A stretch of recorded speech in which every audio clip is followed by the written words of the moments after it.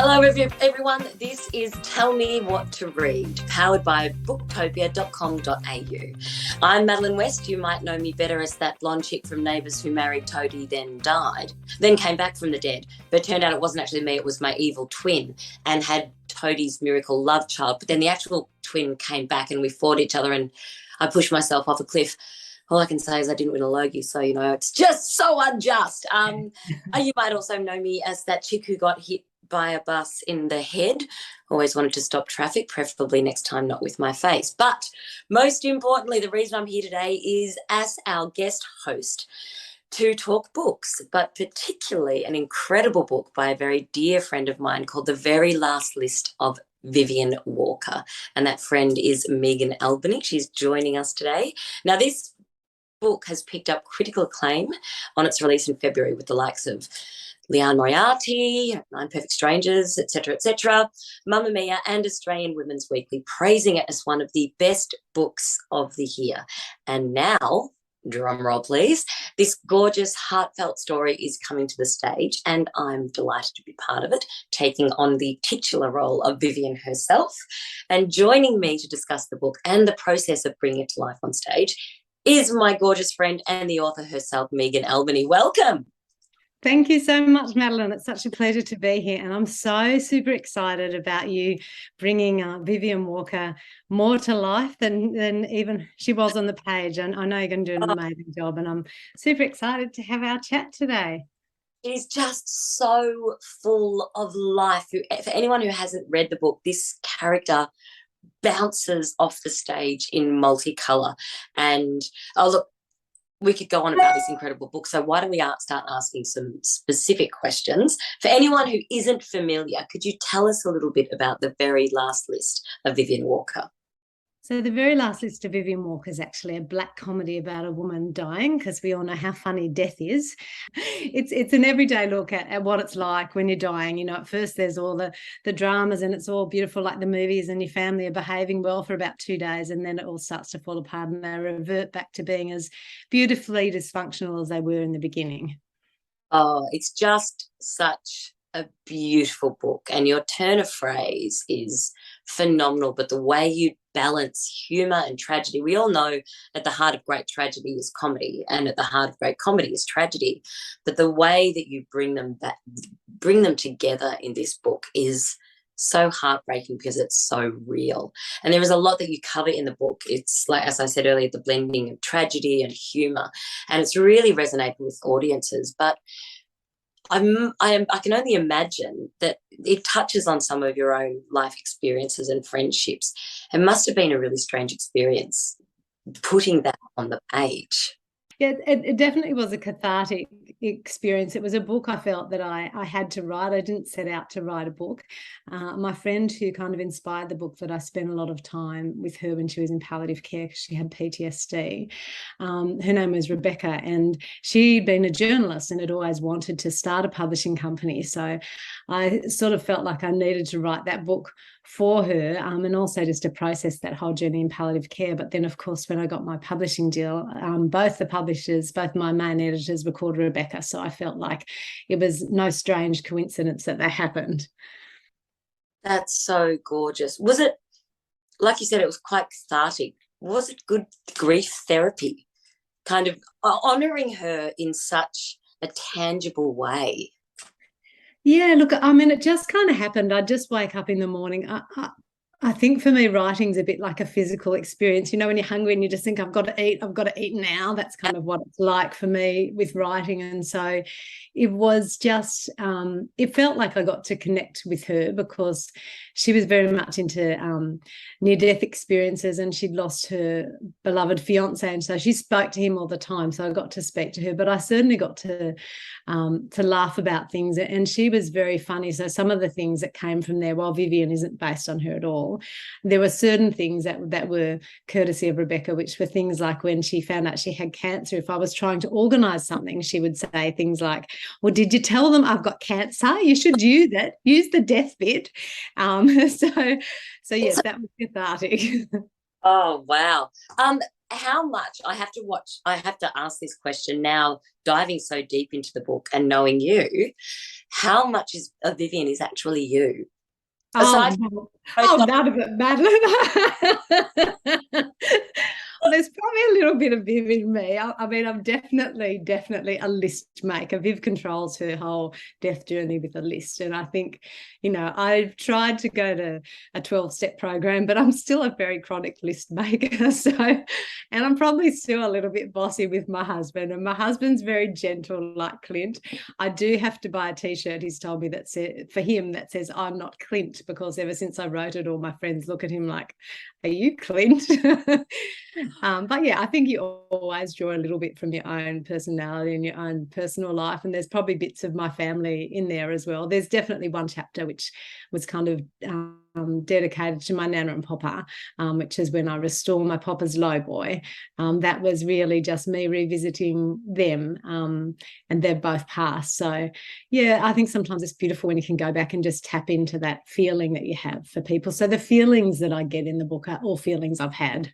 Yes, and that resonates. Like, it's so clear that the connection that I as a reader feel with the book, it comes from real life. Like, even when you're describing when Vivian first gets her diagnosis of cancer and that it's terminal, she climbs into her grandparents' low boy just to feel close to them, and that sense that she realised, well, it's not so much dying, she's going home to them. And I'm getting goosebumps again. Such a beautiful moment in my own experience of losing my nan, who was pretty much my mum growing up, that really, really resonated with me. It's just such a beautiful book.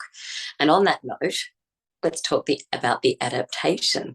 The book has so many heads. So where initially what prompted you to consider adapting it to the stage?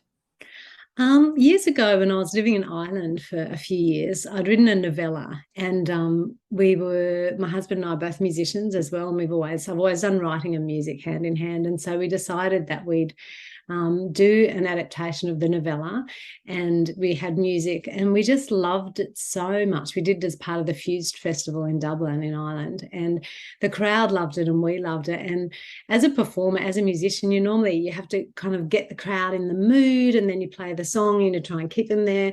But when you do it with an actor, especially one who's fabulous like you are, they sort of do the hard yards for you. They create the mood, and then you just play to the room. And it's funny because the actor that we actually used in Ireland, she was on the Irish equivalent of a kind of Neighbours show in Ireland. So when I met you and I realised you're a Neighbours actor, I thought, meant to be.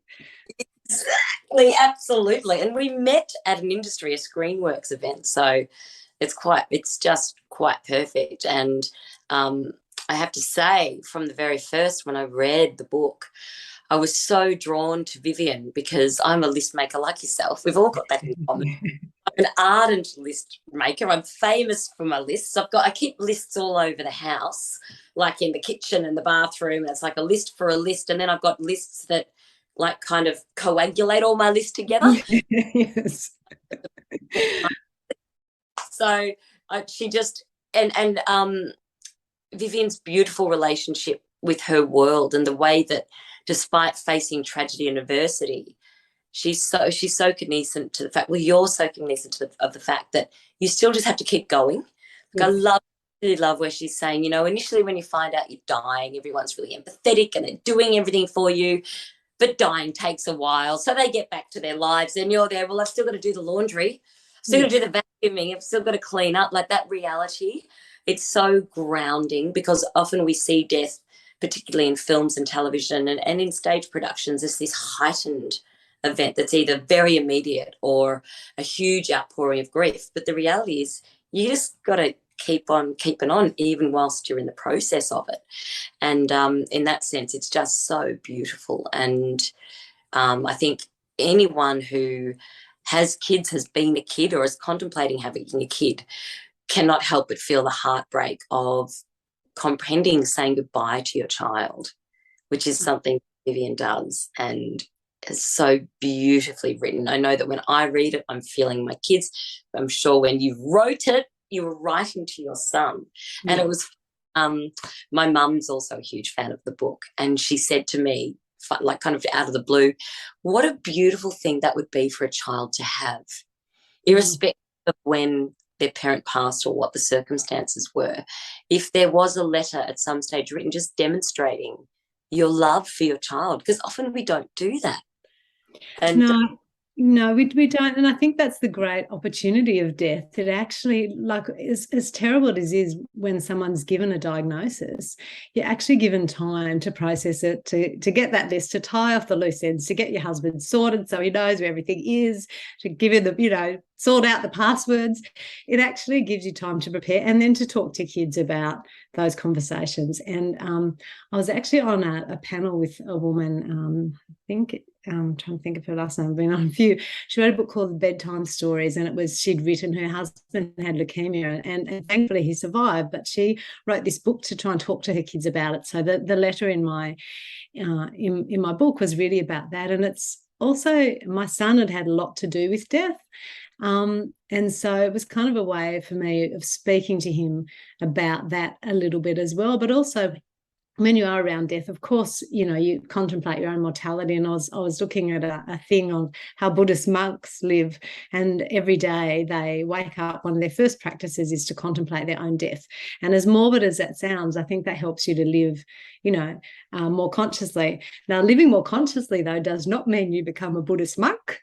It actually just means you're still cranky and you're still doing, but you remember every so often to go, I love you, darling, or sorry, I didn't mean to be such a cow. But it doesn't necessarily mean because you're dying or you're contemplating your death that you're going to be any better. And I wanted people to really take that pressure off themselves, because for me, if you're dying, you're probably under more pressure. Well, no, you're not probably, you are under more pressure. So expect yourself and your family to show up really badly, not to show up like Mother Teresa.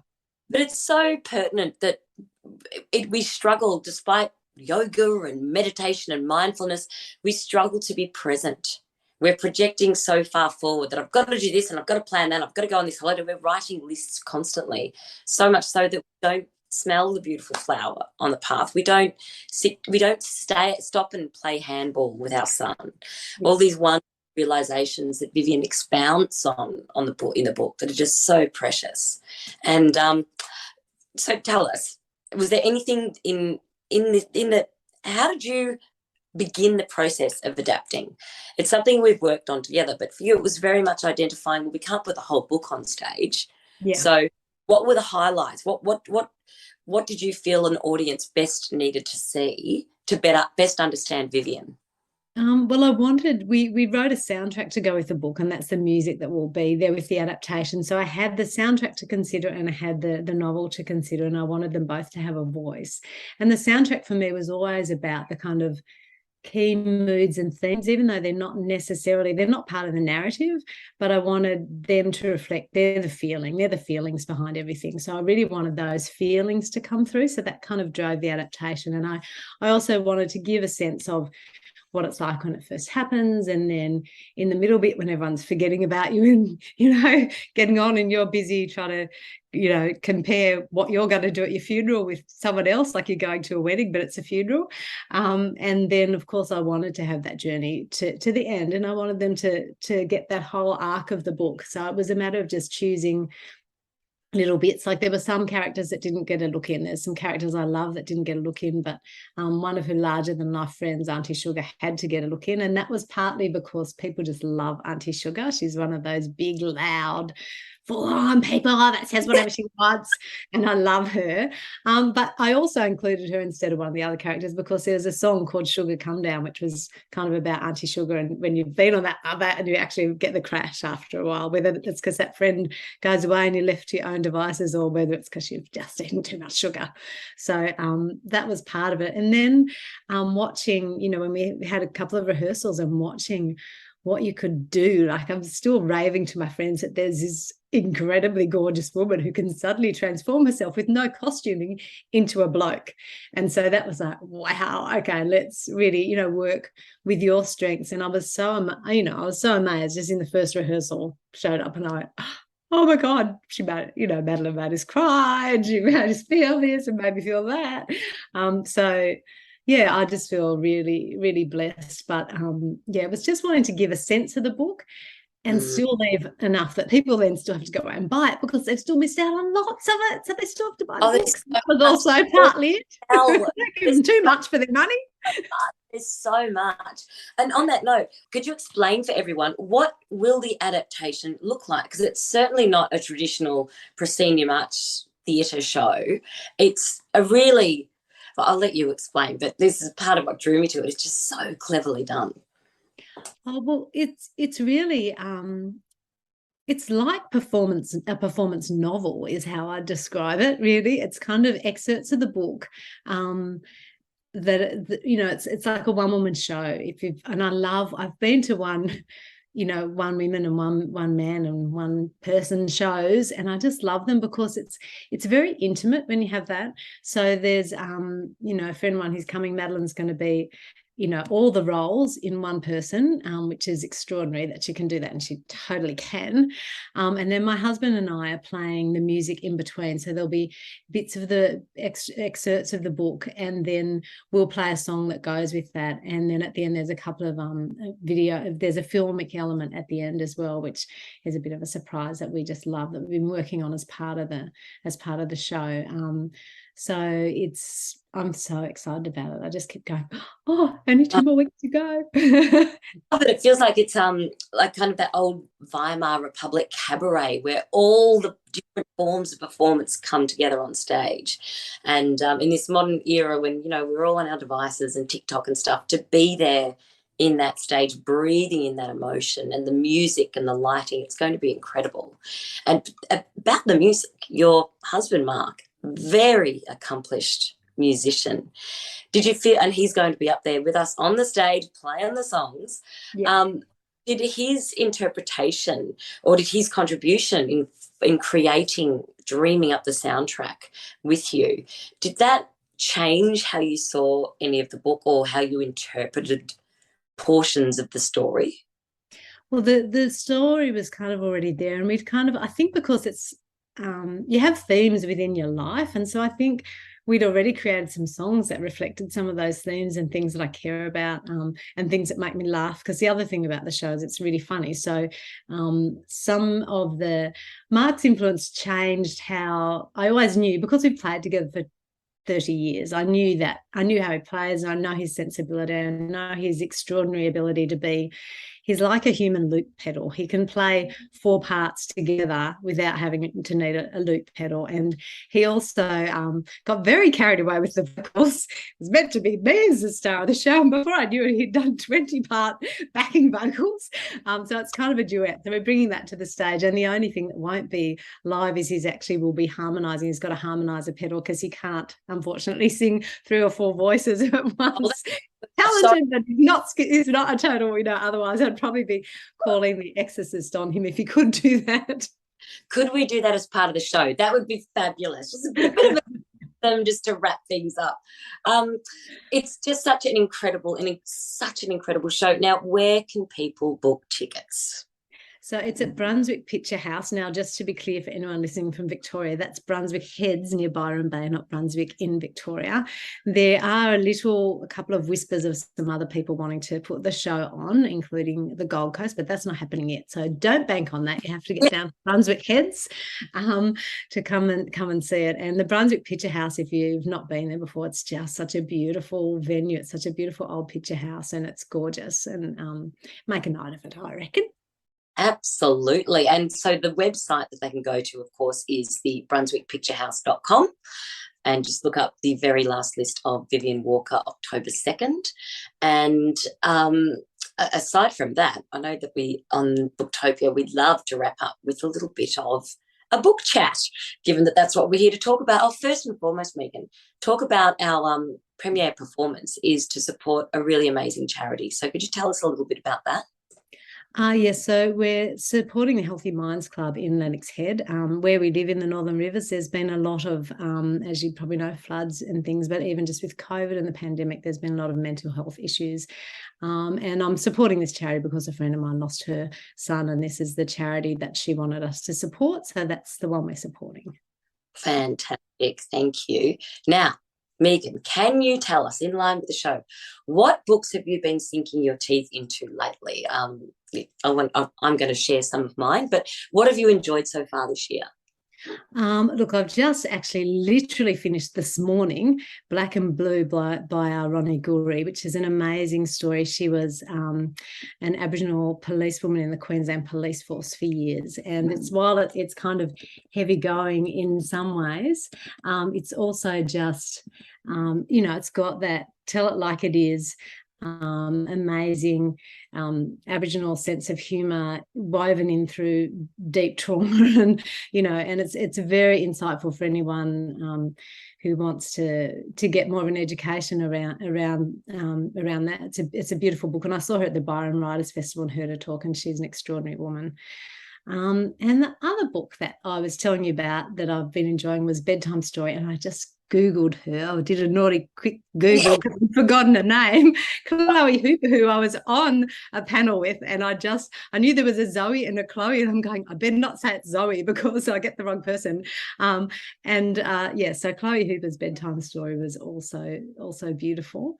And then I've also was reading now, see, this is what happens. I should have written this down, shouldn't I? This might be where I need to just quickly take a minute. Please do, because you're a mum, you're a musician, you're an author, you're a screenwriter. I mean, I think you've got enough strings to your bow. If you forget you can forgive you, Megan. Anyway, let's go to yours. Can I come back and answer that in a second while I Google? Absolutely. So I've just been, now I know it's a New York Times bestseller, but I've been reading Clarity and Connection by Young Pueblo, and it's just these gorgeous little, like, this is one of my favorites. I have to read it out because it just resonates for me so much. It is okay to not have the answer. One of the bravest things you can do is boldly embrace the unknown, accept your fear, and continue to move forward. A clear mission does not always have a clear path. So it's just these little anecdotes and statements, these little affirmative comments on finding clarity and connection. And I think it resonates with me because it's such a it's revitalized my faith in the power of the word. We can get lost in imagery and we can get lost in fast available media, but the sheer power of the word and how much words can hold that go beyond just meaning, but knowledge and feeling and flavor and context, what words can carry. So I'm really enjoying that. And I've just dived back into, I've read it before, and many, many years ago I'm rereading it, A Gentleman in Moscow by Amor Towles, which is a very dense book. It's a big read, but that lovely way that Towles captures the romance of the slow decay of elitist Russia in the face of Bolshevism in the 1920s. It's just so beautifully painted. He paints beautiful pictures of that period and that naivety of the ruling class as everything they knew fell apart. So just lovely reading that again and again. So beautifully carved out. They're so solid. The life in them is so vibrant. And I've just discovered a new book whilst wandering in my bookstore called The Tree of Ecstasy and Unbearable Sadness. Oh, that's Matt Otley, who I love. He's one of my best. He lives here locally. He's the most extraordinary man. Yes, go on, please. It's like a children's picture book, but it's so far removed from that. It's actually recommended for 15 plus. And it's this beautiful visual rumination on what it means to be human and our life, like our resilience on one hand and the sense of immortality that we're all born with, but ultimately our frailty.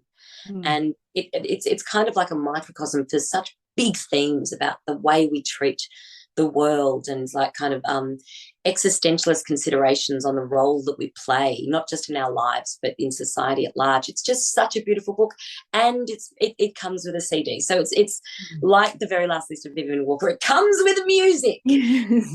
Well, it's interesting you say that, because actually when you said what inspired it, apart from our previous experience of it, Matt has done quite a few things at the region in Murwillumbah where he's bought, including with the Tree of Ecstasy, Unbearable Sadness and Ecstasy. I always get it a bit switched around.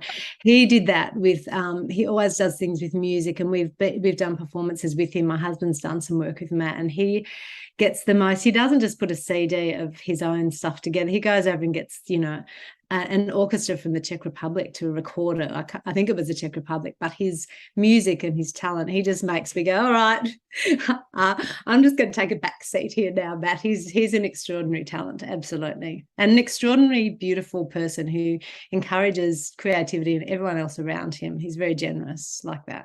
Just incredible. I did not know that you knew that. I just found the book and I'm just so in love with it. It's such an honour to be part of your tribe, Megan. Talk to you forever, but I know that we've got to wrap it up. So you know where to go. Go to brunswickpicturehouse.com/very last list of Vivian Walker, 2nd of October, to get your tickets. Come along and see this incredible performance. We'll both be up on stage. Thank you so much for your time today, Megan. You're just such an exponential talent.